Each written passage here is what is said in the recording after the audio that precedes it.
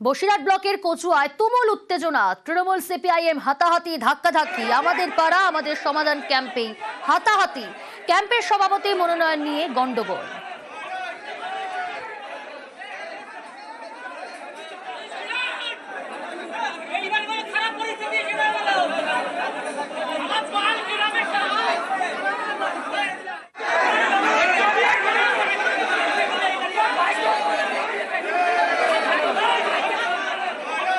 Telephone লাইনে রয়েছে প্রতিনিধি অনুপম। অনুপম, কেন এরকম ধস্তাধস্তি হাতাহাতি পরিস্থিতি তৈরি হলো? দেখো প্রিয়াঙ্কা, এই যে বসিরহাট 2 নম্বর ব্লকের কচুয়া গ্রাম পঞ্চায়েতের মোকামপুর স্কুলের ঘটনা, এখানে আমাদের পড়া আমাদের সমাধান ক্যাম্প শুরু হওয়ার সময় যে সভাপতি নির্বাচন, সেই নির্বাচন নিয়ে উত্তেজনা তৈরি হয় সিপিএম এবং তৃণমূলের মধ্যে, এবং এতটা উত্তেজনা তৈরি হয় হাতাহাতির পর্যায়ে গিয়ে পৌঁছায়। দুপক্ষের যেটা অভিযোগ, তৃণমূলের যেটা অভিযোগ করছে যে সিপিএম এর পক্ষ থেকে বহিরাগত সিপিএম এর কর্মী সমর্থক সেখানে এনে উত্তেজনা তৈরি করা হয়েছে, এবং সিপিএম এর পক্ষ থেকে যেটা বলা হয়েছে যে সভাপতি নির্বাচনের সময় যখন হাত তুলে সমর্থন করা হচ্ছে, তখন সিপিএম এর পক্ষ থেকে 105 জন হাত তুলে দিল এবং তৃণমূলের পক্ষ থেকে 65 জন। সভাপতি কারণেই সিপিএম এর পক্ষ থেকেই সভাপতি নির্বাচিত হওয়া উচিত, কিন্তু তৃণমূলের পক্ষ থেকে দাবি করা হচ্ছিল যে তাদের সভাপতি করতে হবে, আর এই নিয়ে উত্তেজনা তৈরি হয় এবং হাতাহাতি হয়। যদিও পরে বসিরহাট 2 নম্বর ব্লকের যে ভিডিও, তার হস্তক্ষেপে সমস্যার সমাধান হয়। বেশ অনুপম।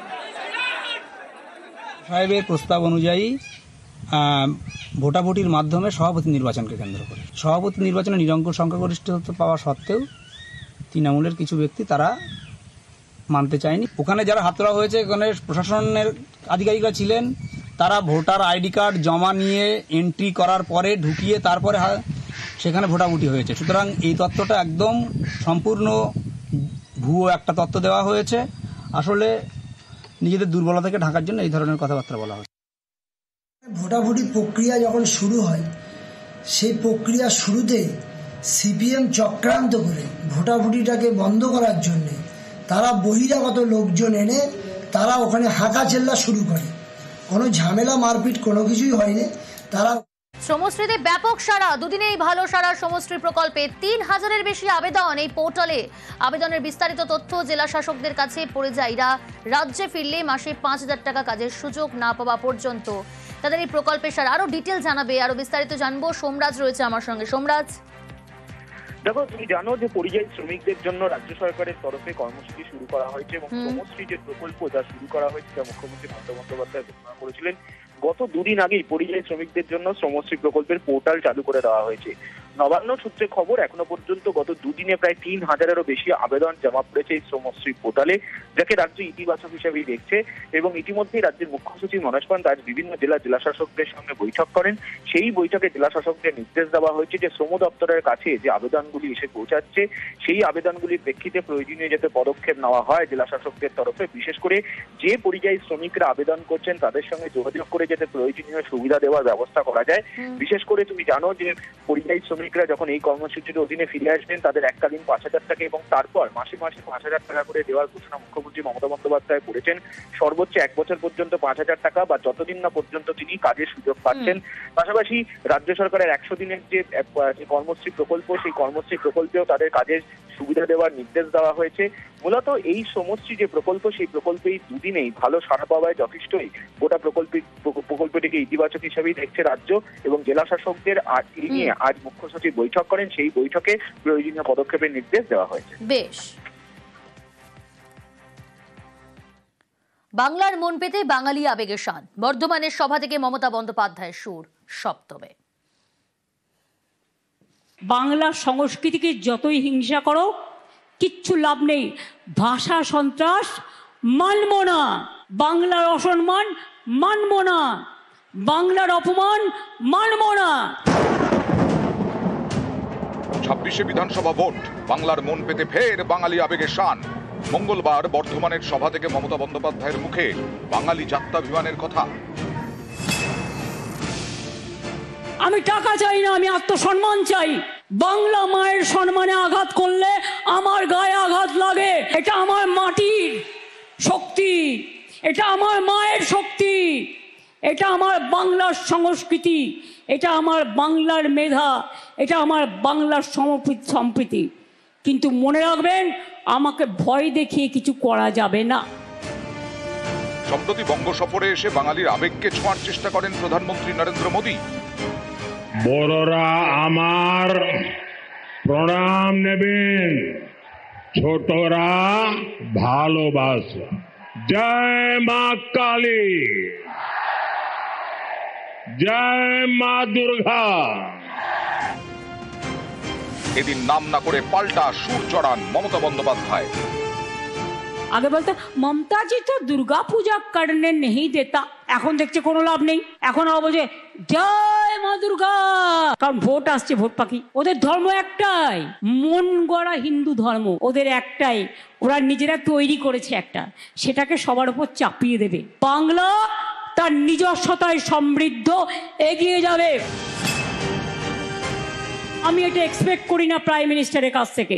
আমি তার চেয়ারকে সম্মান করি, কিন্তু আমি যেমন তার চেয়ারকে সম্মান করি, তারও উচিত আমাদের চেয়ারগুলোকে সম্মান করা। কেন বলবেন বাংলায় সব চোর, তাই আমি টাকা বন্ধ করেছি? উত্তরপ্রদেশ সবচেয়ে বড় চোর, মহারাষ্ট্রের আপনার ডাবল ইঞ্জিন সবচেয়ে বড় চোর। বাংলাকে অসম্মান করার জন্য কটা টিম পাঠিয়েছিলেন? 186টা টিম পাঠিয়েছিল। Can you imagine? সব প্রশ্নের উত্তর দেওয়ার পরেও আপনারা নাম্বার কাটছেন আর বাংলাকে চোর বলছেন। বারে বারে আসবে আর বলবে বাংলায় নাকি সব বাংলাদেশিরা থাকে। তাহলে আমাদের পাশে বাংলাদেশ তো আমরা তৈরি করিনি। আমাদের ভাষা যদি এক হয়, আমরা কি করতে পারি? বাংলা ভাষায় কথা বললেই কাজ করতে দেবে না, বাংলা ভাষায় কথা বললেই ছাত্রছাত্রীদের পড়তে দেবে না। বাংলা ভাষা তো বলবোই, বাংলা ভাষা বাংলাকে সহ্যই করতে পারে না। বাংলা দেখলেই তরবর করে জ্বলে। যদি শুধু বলেন সব বাঙালি মানে বাংলাদেশি, 1971 সালের মার্চ মাস পর্যন্ত আপনারাই গভর্নমেন্ট অফ ইন্ডিয়া চুক্তি করেছিলেন যারা এখানে আসবেন তারা ইন্ডিয়ান সিটিজেন। আমার জয় বাংলা স্লোগানই আজকে সবার স্লোগান। তার কারণ বাংলাকে সম্মান জানিয়ে আমরা জয় বাংলা একবার নয় 1000 বার বলবো, লক্ষ বার বলবো, বজ্রকণ্ঠে বলবো। বাংলার বাইরে বাঙালির হেনস্থা, বাংলাদেশি বলে দাগিয়ে দেওয়ার চেষ্টা, প্রতিবাদে পথে নেমেছেন মমতা বন্দ্যোপাধ্যায়। বুঝিয়ে দিয়েছেন 26-এর লড়াইয়ে বাঙালির জাত্যাভিমানী তার মন্ত্র। এদিন বর্ধমানের সভা থেকেও সেই আবেগেই শান দিলেন মমতা বন্দ্যোপাধ্যায়। নিউজ 18 বাংলা। তমলুকের দিকে নজর রাখি। তমলুকে আগ্নেয়াস্ত্র সহ জালের দুষ্কৃতী, ধৃত দুষ্কৃতী মুজাহিদ আনোয়ার উত্তরপ্রদেশের বাসিন্দা বলে জানা যাচ্ছে। সুজিত রয়েছে আমার সঙ্গে। সুজিত, কোথা থেকে এই দুষ্কৃতীকে গ্রেফতার করা হলো, কিভাবে পুলিশের জালে দুষ্কৃতী? এবং গোপন সূত্রে খবর পেয়ে তমলুক থানার পুলিশ এবং জেলা পুলিশের একটা টিম তারা কিন্তু হানা দেয় এবং হানা দিয়েই তারা কিন্তু তার সন্ধান পায়।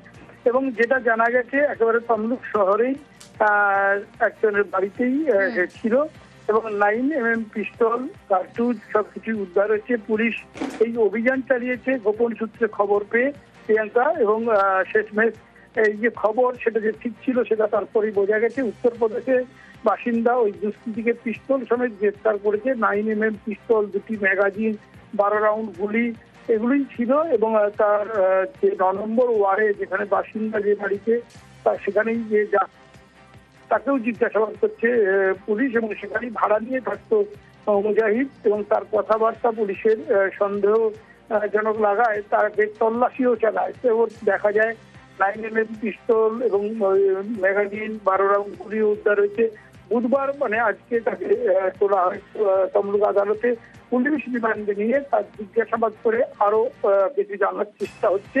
কারণ তমলুক শহর মানে জেলা সদর শহর, সেখানে পৌর এলাকার একটি একেবারে শহরের মধ্যে একজনের বাড়িতে এভাবে আগ্নেয়াস্ত্র সহ একজন ব্যক্তি ভিন রাজ্যের বাসিন্দা সে বসবাস করছে।